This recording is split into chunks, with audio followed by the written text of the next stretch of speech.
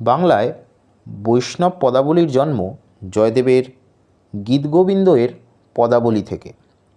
বৈষ্ণব পদাবলী হল রাধা ও কৃষ্ণের প্রেমলীলা নিয়ে রচিত মধ্যযুগীয় বাংলা ধর্মগীতিমূলক পদ বা গীতিকবিতার সংকলন, যা বৈষ্ণব ধর্মতত্ত্বের রসিক ব্যাখ্যা হিসেবে পরিচিত।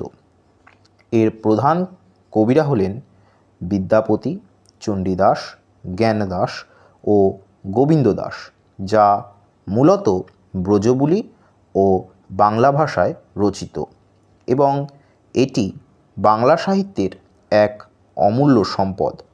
এর মূল বিষয়বস্তু হল রাধাকৃষ্ণের প্রেমলীলা, যা ব্রজবুলি ভাষা, যেটি বাংলা ও মৈথিলির সংমিশ্রণে রচিত। মনে করা হয় এটি 14 থেকে 18শো শতাব্দীর মধ্যে রচিত। এর বিভিন্ন ভাগে মূলত রাধাকৃষ্ণের প্রণয়লীলা, বিরহ, মিলন, অনুরাগ ও লীলা বর্ণনা করা হয়। এই বৈষ্ণব পদাবলীর মাধ্যমে ঈশ্বরের প্রতি গভীর প্রেম ও ভক্তিভাব প্রকাশ করা হয়েছে, যেখানে আত্মা ও পরমাত্মার মিলনকে প্রাধান্য দেওয়া হয়। শ্রী চৈতন্য মহাপ্রভুর ভাব বিপ্লবের ফলে বৈষ্ণব সাহিত্যের ব্যাপক প্রসার ঘটে। এটি বাংলা সাহিত্যের মধ্যযুগের অন্যতম শ্রেষ্ঠ সম্পদ, যা রাধাকৃষ্ণকে কেন্দ্র করে গড়ে ওঠে। বৈষ্ণব ধর্ম আন্দোলনের সাহিত্যিক রূপ, তাই এর গুরুত্ব বাংলা সাহিত্যে অপরিসীম। এমনকি 1970-এর ঘরে কিশোর রবীন্দ্রনাথ ঠাকুর বৈষ্ণব পদাবলীর ভাব, ভাষা ও নীতি নিয়ে কিছু গান লিখেছিলেন, যেমন গহন কুসুম কুঞ্জ মাঝে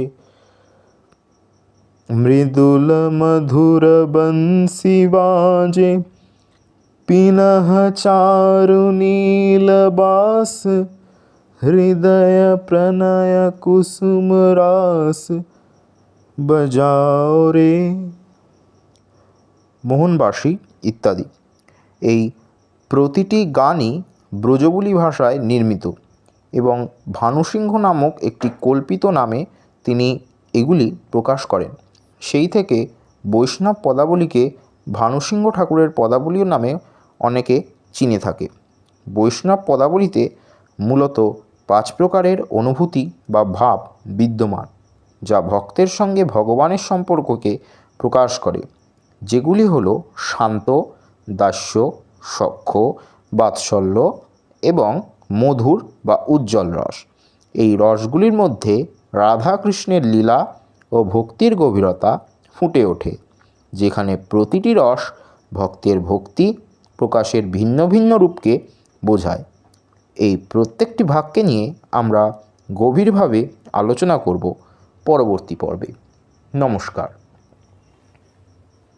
গৌর হে, গৌর হে, গৌর হে, গৌর হে, গৌর হে, গৌর হে, গৌর হে, গৌর হে। হরি বল, হরি বল, হরি বল, হরি বল, হরি বল, হরি বল, হরি বল, হরি।